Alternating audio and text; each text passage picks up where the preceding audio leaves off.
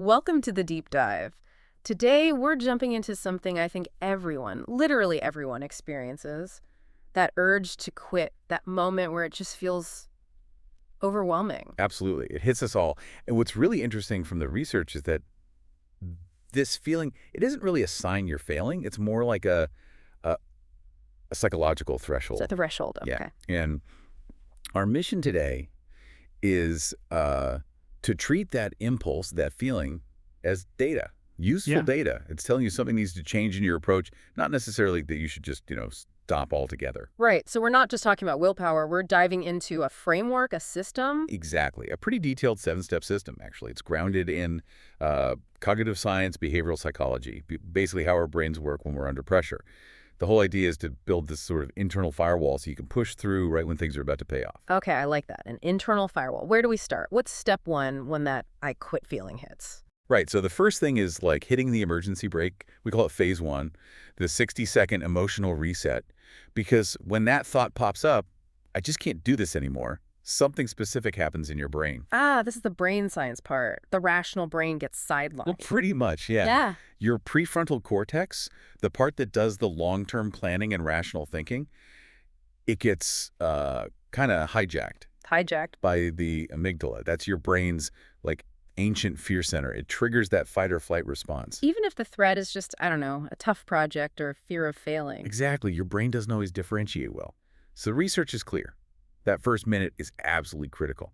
If you don't interrupt that mental spiral fast, the feeling can really solidify into a decision. Okay, so how do we interrupt it in that crucial 60 seconds? We use what we call the three-question protocol. It's designed specifically to wrestle control back from the amygdala and get that prefrontal cortex back online. Question one. Question one is, why did I start? But, and this is key, you have to be specific. Okay, why specific? So not just I want to be successful, but more like I started this business to create more freedom for my family. Precisely. Because vague goals are, well, they're weak sauce against a strong fear response. A specific, meaningful goal activates your hippocampus, that's your memory and meaning hub. It provides an immediate sort of emotional counterweight to the fear. Got it. Specificity anchors you. What's question two? Question two gets pretty real. It's, what is the cost of quitting in 5 years? Oof.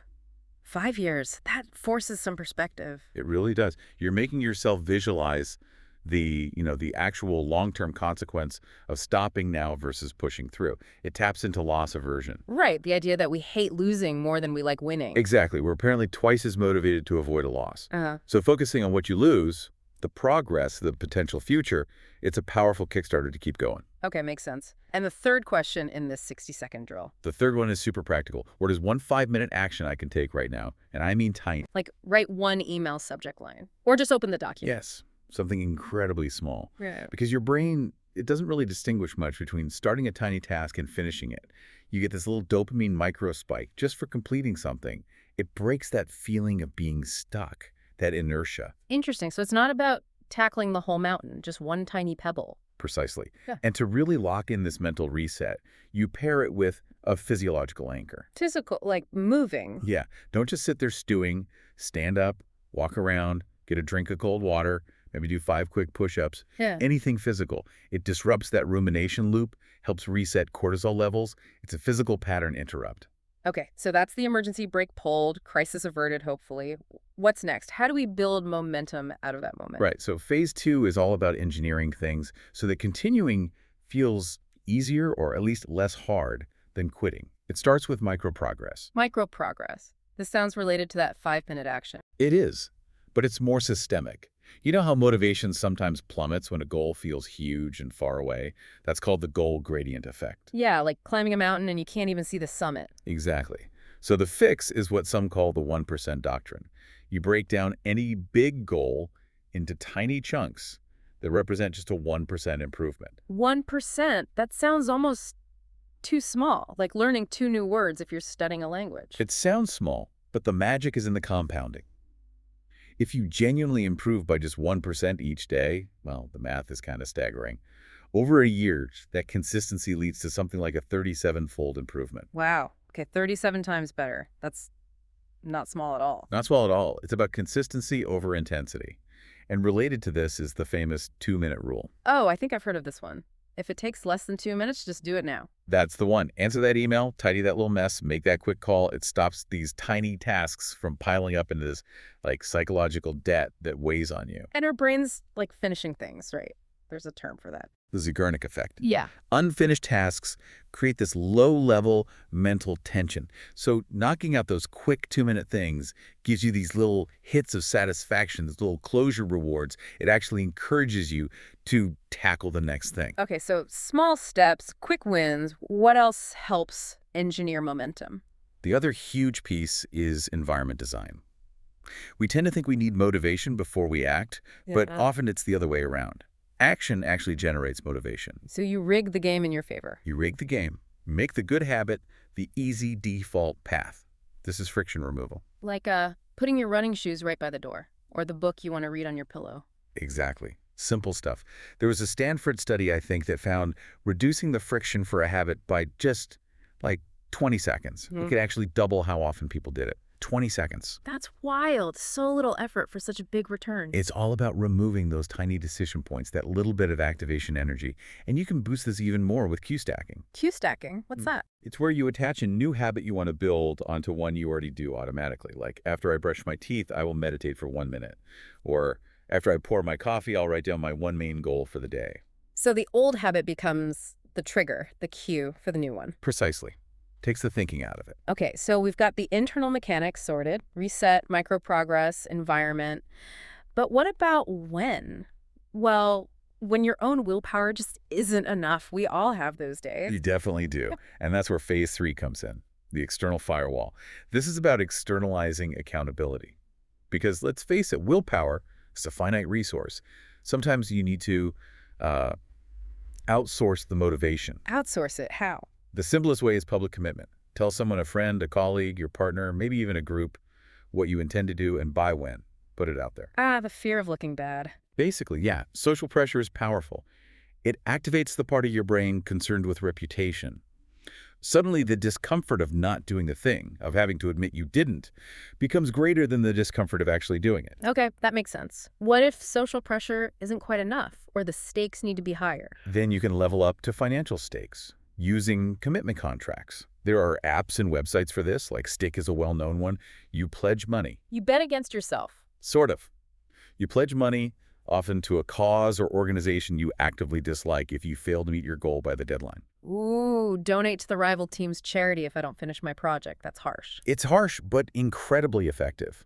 One study showed financial stakes boosted goal completion by something like 300%. That loss aversion kicks in hard when actual money is on the line, especially money going somewhere you hate. Wow. Okay, so public pressure, financial pressure, any other external supports. A really effective, often lower stakes option is getting an accountability partner. Like a workout buddy. Similar idea, but it can be for any goal. You just agree to check in regularly, say, once a week, for maybe 15 minutes. It's not necessarily for advice, just to report. Did I do what I said I'd do last week? What am I committing to this week? Just the act of reporting makes a difference. A huge difference. It mirrors some really successful models like you see in Alcoholics Anonymous with sponsors. That simple, consistent reporting structure keeps you honest and focused. And speaking of consistency, didn't we touch on something visual earlier, like a streak? Yes, good point. That ties back into micro-progress, but works as an external motivator too. The streak method, or using a progress journal. The classic example is Jerry Seinfeld, supposedly marking a big red X on a calendar for every day he wrote jokes. Don't break the chain. Exactly. You build up this visual chain of success, and the thought of breaking it, of seeing that gap, it becomes more painful than just doing the task for that day, even if you don't feel like it. It's a simple, visual reinforcement of consistency. Okay, external supports are crucial. But let's go back inside the mind for a second. What about dealing with the actual feeling of difficulty? The frustration, the boredom, the stuff that makes you want to quit. Right, that's phase 4. Reframing resistance. This is huge because often the urge to quit comes from misinterpreting those feelings of discomfort. Misinterpreting how? Well, our brains evolved to see pain or discomfort as a signal to stop, to avoid danger. Yeah. But when you're working on a modern goal-learning code, writing a book, building a business, that feeling of frustration or boredom isn't usually danger. It's actually a sign of growth. It means you're stretching yourself. So the discomfort is actually the point. In many ways, yes. Yeah. So we use cognitive reappraisal. It means consciously changing how you interpret that feeling. When the frustration hits, you actively label it and integrate it. A powerful way is using a mantra like, "This is the work." This boredom is the work. This confusion is the work. Exactly. You name it. This feeling of wanting to give up is the work. And neuroscience actually backs this up. Just labeling an emotion like that can reduce its intensity, sometimes by 30, even 50%. You're telling your brain, this feeling isn't a stop sign, it's part of the process. That's a powerful shift, treating the discomfort as data again, but this time as data that you're on the right track. Precisely. And you can test the impulse further. Ask yourself the 10-year test. In 10 years, will I even remember this specific moment of wanting to quit? Probably not. But will the habit of pushing through matter in 10 years? Absolutely. That really puts the momentary pain in perspective. And another reframe I really like is a hero's journey reframe. Think about any great story. There's always that middle part, Act 2, where the hero faces trials, setbacks, maybe hits rock bottom. That's where the struggle is. That's where things get interesting. That's where the transformation happens. If you quit when things get hard, you're basically stopping the story in Act 2. There's no Act 3, no victory, no return with the prize. Recognizing that the struggle is the core of the journey can be incredibly motivating. So, embrace being in Act 2. And since Act 2 inevitably involves some failure, what about that? How do we handle actual setbacks? That brings us to phase 5, which is proactively building resilience to failure using the failure resume. A failure resume. You mean listing all the times I messed up? That sounds depressing. It can feel that way at first, but it's incredibly useful. You actually sit down and write out past significant failures. What was the goal? What went wrong, specifically? And crucially, what was the lesson learned? Okay, focusing on the lesson. Yes, because reviewing this does two things. First, it reminds you that you faced setbacks before and survived. You're still here. Second, it highlights that those failures weren't dead ends. They were data points. They taught you something valuable. It reframes failure from catastrophe to like necessary R&D. Building failure immunity. Yeah. Okay, so we've got the emergency brake, momentum engineering, external support, reframing pain, and processing failure. What keeps this whole system running smoothly long term? That's the final piece, phase 6. Sustained flight, which hinges on the weekly review. Think of it like a pilot's pre-flight check, but for your goals. A regular check-in. A structured, non-negotiable check-in. Just 15 minutes, maybe every Sunday evening. You ask 3 simple questions. 1, what went well this past week? Celebrate the wins, big or small. Okay, number 2. 2, what didn't go so well? Where did things go off track?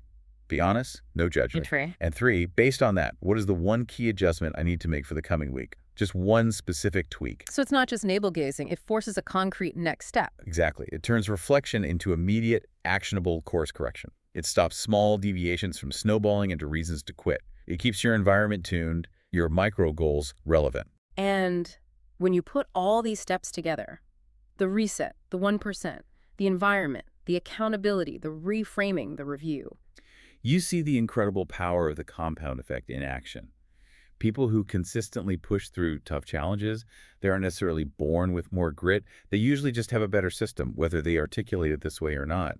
They have mechanisms to turn those volatile emotions into steady, trackable actions. So the big takeaway for you listening is, it's less about finding some magic motivation and more about installing a reliable operating system for persistence. Even one tiny step, like that 5-minute action done daily, that adds up to, what, 30 hours of focused work over a year? It really does. Awesome. And remember, every single time you use these steps, every time you push through that urge to stop, you're not just making progress on a task. You're fundamentally rewiring your response to difficulty.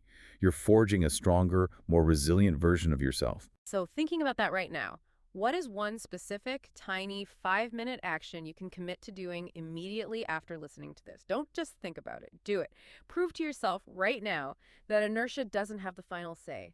Use that small win to kickstart your own momentum.